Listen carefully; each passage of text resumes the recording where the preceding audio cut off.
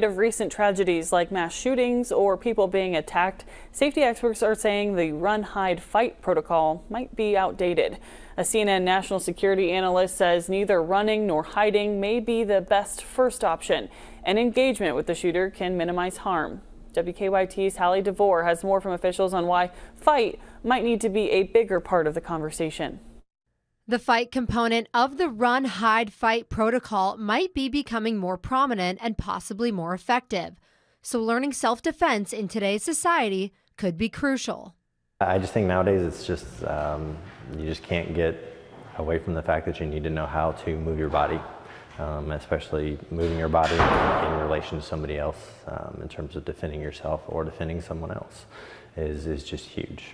Along with learning how to use your body efficiently, Jiu-Jitsu and other self-defense classes teach you how to stay calm and collected when your brain goes into fight or flight mode. Just being able to have the confidence to be calm under pressure, that's one of the things that training regularly does for you. It just enables you to be calm and be rational when you're making decisions. When training in these kinds of self-defense classes, the participants put each other in situations where they need to work through their body's fight or flight response. We might be working on like a choke, in which case the body's natural response is to feel like I'm in a situation where I may die.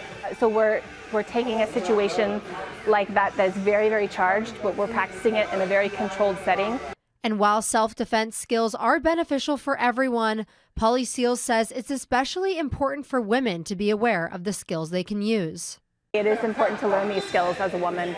And so just, coming in and getting a little bit of exposure is going to be helpful.